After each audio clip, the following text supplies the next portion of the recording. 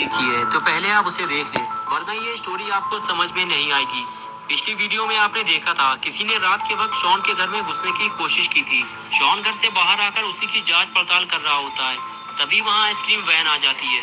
Shawn उस ice cream van को देखते ही पहचान जाता है, अरे ये तो वही आइसक्रीम वाला है जो सुबह यहाँ आया था। लेकिन ये इतनी रात में यहाँ क्या कर रहा है? कोई भी आइसक्रीम वाला इतनी रात में आइसक्रीम नहीं बेचता। तभी शॉन को याद आया कि बुल्ली ने गुल्ली को वैन के पास जाने से रोका था, क्योंकि उसे ये आइसक्रीम वाला कुछ ठीक नहीं लग रहा था। शॉन आइसक्रीम वाले को देखकर डर जाता है और वहाँ से जाने लगता है। तभी आइसक्रीम वाला शॉन को आवाज देकर बुलाता है और उसे फ्री में आइसक्रीम देने का झांसा देता है, और अपना पॉटी बॉय शॉन फ्री में आइसक्रीम खाने के चक्कर में उसके पास चला जाता है, और वो आइसक्रीम वाला शॉन को आइसक्रीम दे देता है और शॉन मजे से आइसक्रीम खाने लगता है। लेकिन जैसे ही शॉन आइसक्रीम खाकर पलटता है, आइसक्रीम वाला उसे पकड़ लेता है और उसके बाद वो आइसक्रीम वाला, जिसका नाम रॉड है, वो शॉन को पकड़ने के लिए उसके पास जाता है और फिर शॉन को उठाकर वैन में ले जाकर बंद कर देता है। और इस तरह अपना पॉटी बॉय शॉन किडनैप हो जाता है और फिर वो आइसक्रीम वाला वैन लेकर वहां से चला जाता है और गुल्ली बुल्ली को पता ही नहीं चलता कि शॉन किडनैप हो गया है। और अब आगे की स्टोरी देखते हैं। With Byju's app, children remember their concepts forever.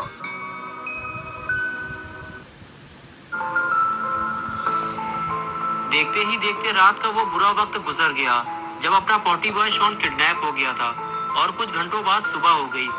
गुल्ली सुबह जब नींद से जागा तो उसने देखा शॉन वहाँ नहीं है, लेकिन गुल्ली को इसमें कुछ अजीब नहीं लगा। गुल्ली ने सोचा हो सकता है शॉन नीचे गोबर करने गया हो, क्योंकि अपना पॉटी बॉय शॉन सुबह उठकर सबसे पहले 1.5 किलो गोबर करता है और बाकी काम वो बाद में करता है। गुल्ली बेड से नीचे उतरा, जूते पहने और दरवाजे की तरफ आगे बढ़ गया। लेकिन जब गुल्ली ने दरवाजा खोलने की कोशिश की, अरे ये तो बाहर से बंद है। लगता है शॉन दरवाजा बाहर से बंद कर गया है। और फिर गुल्ली खिड़की की तरफ जाने लगा। खिड़की के करीब पहुंचते ही गुल्ली ने एक रस्सी देखी जो खिड़की से बाहर लटक रही थी। गुल्ली को कुछ समझ में नहीं आ रहा कि ये सारा माजरा क्या है। दरवाजा बाहर से बंद है, रस्सी खिड़की पे लटक रही है और अपना पॉटी बॉय शॉन कमरे से गायब है।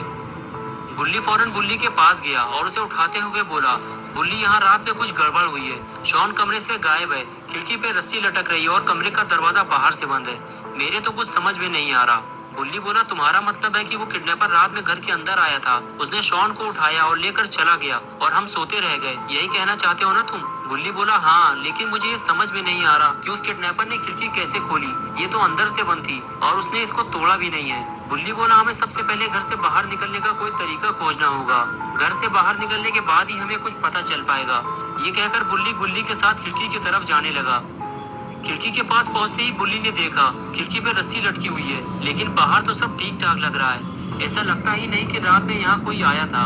शॉन की कार और गुल्ली की स्कूटर भी अपनी अपनी जगह खड़े हुए हैं। गुल्ली और बुल्ली घर से बाहर निकलना चाहते हैं, लेकिन इनके समझ में नहीं आ रहा कि घर से बाहर कैसे निकला जाए। गुल्ली गुल्ली से कहता है कि हमें एक एक करके इस रस्सी के सहारे नीचे उतरना होगा। गुल्ली, घर से बाहर निकलने का बस यही एक रास्ता है हमारे पास। गुल्ली कहता है, अगर हम यहाँ से गिरे तो हमारे हाथ पैर टूट जाएंगे। बुल्ली गुल्ली कहता है, हाँ मैं जानता हूँ, लेकिन हमारे पास कोई और रास्ता नहीं है घर से बाहर निकलने का। ये कहकर बुल्ली रस्सी के सहारे नीचे उतरने लगा और कुछ ही देर में नीचे उतर गया। और अब बारी थी गुल्ली के नीचे उतरने की। गुल्ली गुल्ली को देखते हुए बोला, बुल्ली धीरे धीरे नीचे आओ, नहीं तो टपक जाओगे। लेकिन गुल्ली कहाँ मानने वाला, वो स्पाइडरमैन की तरह नीचे उतरने लगा, लेकिन रस्सी छोटी होने की वजह से ढेर हो गया। बुल्ली ने फौरन जाकर गुल्ली को उठाया और फिर दोनों गेट की तरफ आगे जाने लगे। गेट के सामने पहुंचते ही दोनों की हालत और खराब हो गई। गुल्ली और बुल्ली ने देखा कि घर का मेन गेट खुला पड़ा है।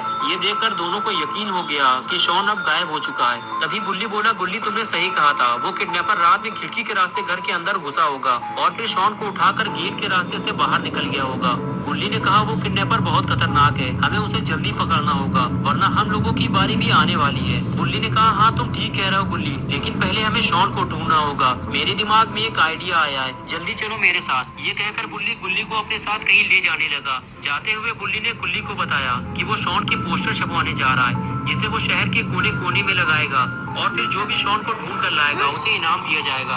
हो सकता है इस तरह हमें शॉन की कोई खबर मिल जाए। गुल्ली और बुल्ली आपस में बात करते हुए वहाँ से चले गए। 3-4 घंटे के बाद गुल्ली और बुल्ली पोस्टर छपवा कर ले आए, जिसमें से आधे पोस्टर गुल्ली और बुल्ली ने रास्ते में ही चिपका दिए थे और आधे पोस्टर वो अपने साथ ले आए थे। जिसे वो शॉन के घर के आसपास चिपकाने वाले थे। और उसके बाद गुल्ली और बुल्ली ने कुछ पोस्टर उठाए और अपने अपने काम में लग गए।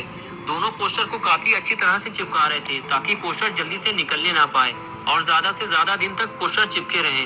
गुल्ली और बुल्ली दोनों अपने अपने काम में लगे हुए थे कि तभी गुल्ली को किसी गाड़ी के आने की आवाज सुनाई दी। गुल्ली देखते ही इस वैन को पहचान किया। अरे ये तो वही आइसक्रीम वैन है जो कल सुबह यहाँ आई थी। गुल्ली भी मुड़कर उस वैन को देखने लगा। अरे ये आइसक्रीम वाला फिर से यहाँ आ गया। गुल्ली ये सोच ही रहा था कि तभी आइसक्रीम वैन गुल्ली के पास आकर रुकी।